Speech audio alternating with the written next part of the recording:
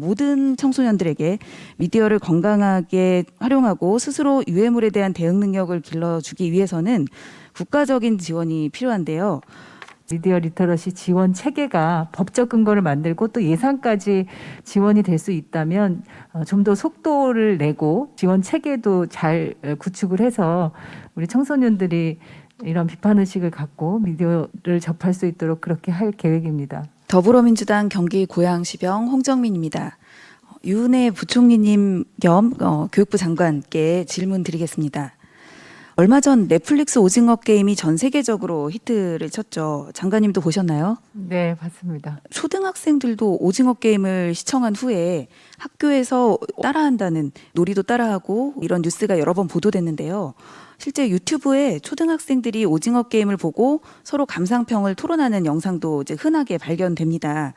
그런데 문제는 오징어 게임이 폭력성, 선정성 때문에 청소년 관람 불가로 분류된 성인물이었다는 것입니다. 네, 알고 그렇습니다. 계시죠? 넷플릭스에 키즈 모드가 있지만 계정 로그인 시에 선택사항이기 때문에 일반 모드로 선택하면 청소년 관람 불가 영상이라도 시청이 가능합니다. 우리 아이들은 이러한 성인물을 별다른 제약 없이 접하고 있는 건데요. 뿐만 아니라 유튜브 등에서 잔인한 장면이나 선정적인 장면들이 짧게 재편집된 클립 형태로 연령 제한 없이 감상이 가능합니다. 작년에 여가부에서 발간한 청소년 매체 이용 및 유해 환경 실태 조사에서 초등학생들이 성인용 게시물에 노출되는 비율이 지속적으로 증가하는 유해물 접촉의 저연령화 현상이 나타나고 있습니다. 특히 코로나로 인한 비대면 온라인 학습의 확대로 지난해 초등학생의 성인용 영상물 경험률이 5년 만에 2배 상승한 33.8%로 증가가 됐습니다. 거의 초등생 10명 중에 3명이 성인용 미디어 시청 경험이 있다는 건데요. 반면에 성인용 컨텐츠 피해 예방 교육 경험률은 2016년 60.8%에서 오히려 다소 낮아졌습니다. 유해물을 접하는 저연령화 추세가 심화되는 이런 변화에 대응해서 유해물에 대한 대응 능력을 키우는 교육이 필요하다고 생각하는데요. 요새 아이들은 유튜브로 정보를 찾는 디지털 원주민입니다. 이 아이들은 어릴 때부터 미디어로 정보를 획득했기 때문에 무조건 쓰지 못하게 하는 규제보다는 어떻게 미디어를 활용하는지 스스로 체득하는 것이 중요하다고 생각하는데요. 미디어 리터러시라는 교육을 통해 가짜 뉴스를 판단하거나 유해 매체에 대응하는 능력 등 자율적 판단 능력을 길러서 이런 온라인 환경에 올바르게 이용할 수 있는 능력을 배양할 수도 있습니다. 사실 부모들이 직접 어렸을 때부터 자녀 교육을 통해서 미디어 사용 습관을 올바르게 기르도록 하는 방법도 가장 좋겠지만 현재 청소년들의 부모 세대는 이제 저도 마찬가지인데요.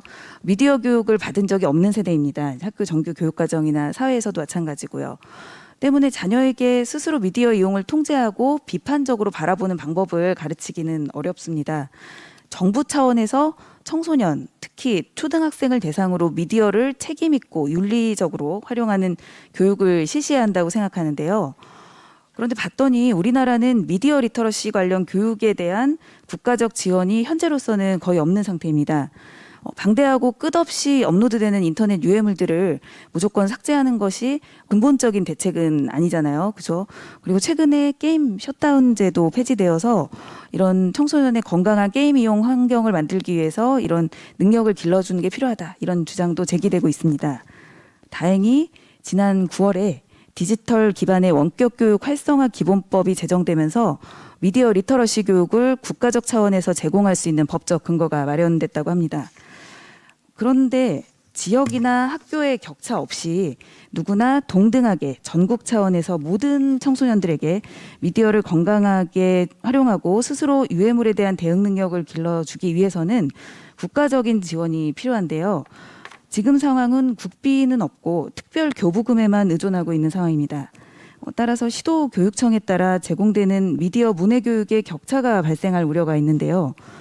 이 디지털 원격교육 활성화 기본법에도 학생의 여건에 따라 차별받지 않아야 한다는 내용이 명시되어 있지 않습니까? 그래서 국가 차원의 지원으로 전국의 모든 청소년들이 미디어 리터러시 교육을 차별 없이 받을 수 있어야 하고, 나아가 이런 그 온라인 환경에 대해서는 과기부, 여가부, 교육부 등 관련 부처 간에 유기적인 협업 교육으로 이 미디어 리터러시 교육을 잘 정립하는 교육 기반이 필요하다고 생각하는데 이에 대해서 부총리님 의견은 어떠신지 좀 여쭤보고 싶습니다. 예, 의원님 말씀에 전적으로 동의하고요. 저희가 원격 교육 활성화 기본법만이 아니라 지금 현재 미디어 교육 활성화에 관한 법안도 발의가 되어 있습니다. 오랫동안 미디어 리터러시 교육을 체계적으로 하기 위해서 해왔다가 이제 계속 국회에 통과가 안 됐다가 이번에 다시 재발의가 돼서 국회에서 처리가 되면 굉장히 빠르게 의원님 말씀하신 국가적 차원에서의 지원이 가능하게 된다고 보고요.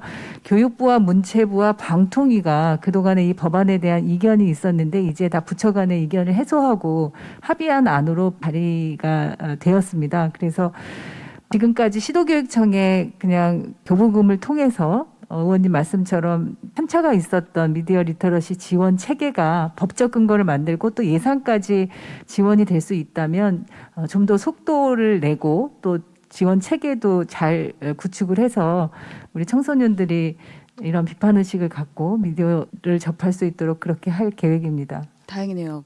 법안 통과에 각별히 좀 신경 써주시고요. 예산도 특교 말고도 국비 예산을 확보할 수 있도록 저도 챙기겠지만 교육 장관님께서도 꼭 좀 부탁드립니다.